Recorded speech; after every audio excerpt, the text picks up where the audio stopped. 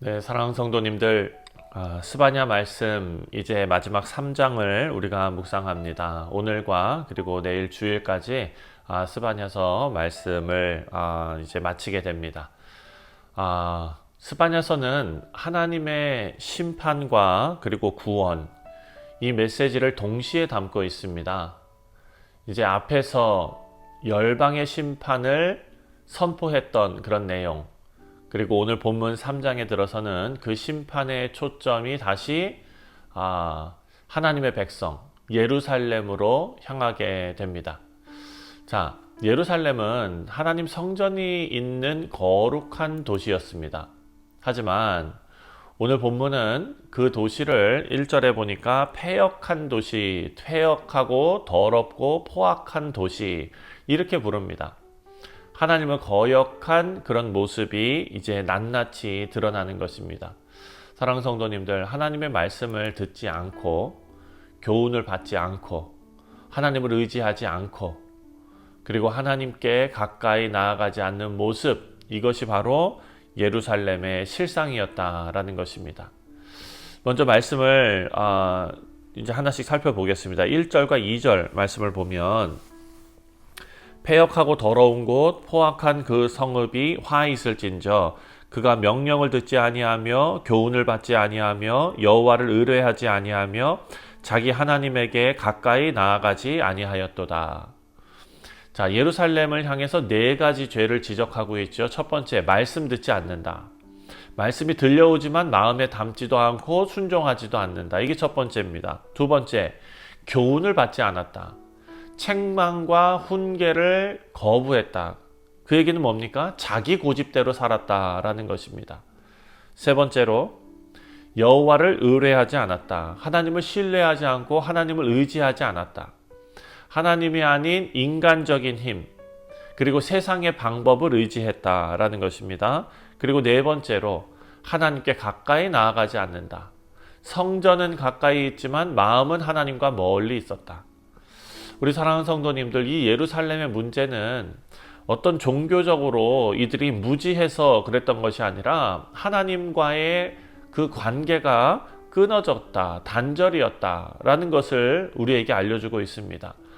하나님을 섬기는 일에 등지고 돌아서서 정말 그렇게 자기 마음대로 살아가려고 했다라는 것이죠. 사랑하는 성도님들, 이 네 가지의 지적이 오늘 우리의 신앙생활, 우리의 삶을 되돌아보게 만드는 지적입니다.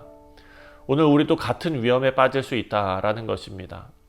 주일에 예배당은 가까이 있어도 마음으로는 하나님의 음성을 거절할 수 있고, 또 말씀의 교훈 대신 세상의 지혜를 쫓아갈 수도 있고, 세상의 방법을 쫓아 살 수도 있고, 하나님보다 경험이나 사람이나 돈이나 이런 것들을 더 의지할 수 있다라는 것이죠.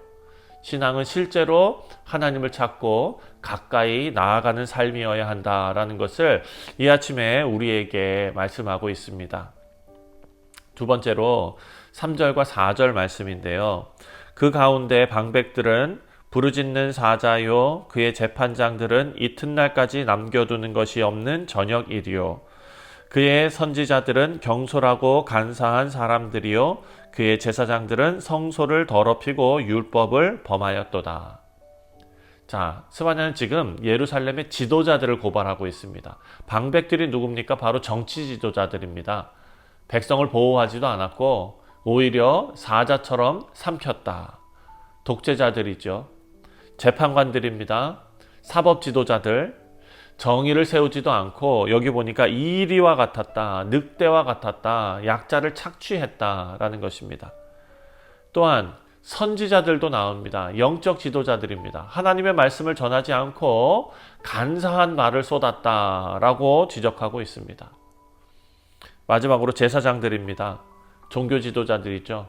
성소를 더럽히고 율법을 어기고 하나님의 거룩을 훼손했다. 사랑하는 성도님들, 오늘 이 본문 말씀 3절과 4절에 나오는 대로 사회와 종교적인 그런 지도자들이 모두 부패했을 때 백성은 올바른 길을 찾지 못하고 함께 무너져 버렸습니다. 지도자들의 책임은 무거운 것입니다. 오늘날 교회와 가정과 사회도 마찬가지입니다. 지도자가 하나님 앞에 바로 서 있지 않으면 백성 전체가 고통을 당합니다. 교회의 리더들, 가정의 부모, 사회의 지도자, 하나님 앞에 바르게 서야 할 줄 믿습니다. 우리 자녀들이 영적으로 올바르게 설 수 있는 유일한 방법은 하나님 앞에 자녀들을 맡기고 그리고 부모가 올바로 영적으로 세워져 있어야 한다라는 것입니다. 사랑하는 성도님들, 우리 각자도 작은 영역에서 맡은 책임들이 모두 있습니다. 그 책임을 외면하면 안 됩니다. 우리 욕심을 따라서 살아가서는 안 될 것입니다.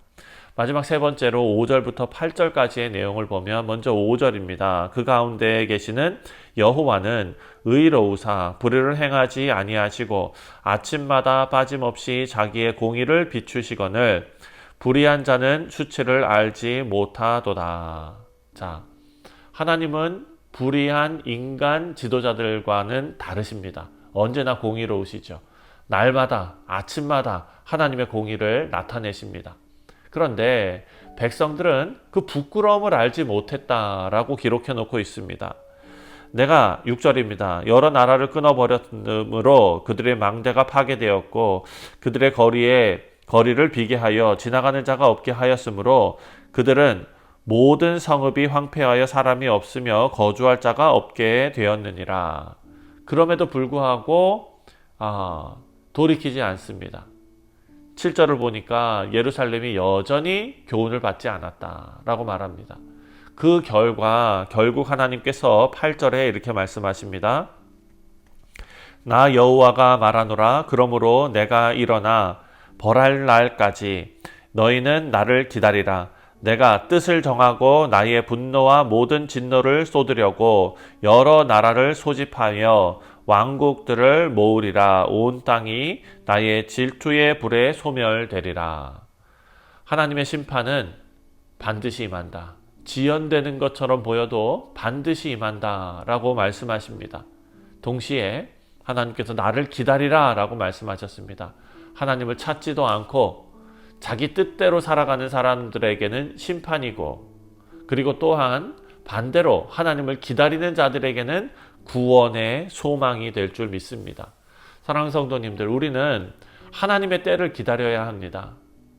교회와 사회와 가정과 그 지도자들이 무너져도 하나님은 여전히 의로우시고 하나님을 바라보며 끝까지 인내하는 자는 결국 승리한다라는 교훈을 우리에게 주고 있습니다. 오늘 우리가 세 가지를 생각했습니다. 첫 번째, 하나님을 거역하는 성읍, 도시, 예루살렘을 향해서 하나님께서 책망하시는 이 말씀. 이 성읍은 반드시 무너진다. 하나님의 말씀을 듣지 않고 하나님의 교훈을 거부하는 자, 하나님의 심판을 피할 수 없다라는 것은 성경에 기록된 변하지 않는 사실입니다. 두 번째 교훈은 지도자, 리더, 이들이 타락하면 공동체 전체가 무너진다. 우리 가정을 바로 세우기 위해서는 가정에 하나님께서 세우신 영적인 지도자들이 올바로 서야 한다라는 것입니다. 하나님 앞에 바로 서야 한다. 세 번째로 하나님께서는 날마다 공의를 나타내십니다. 불의한 자는 수치를 알지 못하고 부끄러움을 알지 못하고 눈이 어두워져서 계속해서 하나님과 반대 길을 가지요. 그래서 우리는 기도하기를 하나님께서 우리에게 영의 눈을 띄워주셔서 항상 회개하고 하나님을 향해 나아가는 우리 모두가 되어야 될 줄 믿습니다. 사랑하는 성도님들, 하나님의 심판은 지연되는 것 같아도 반드시 일어난다라는 것을 우리가 배웠습니다.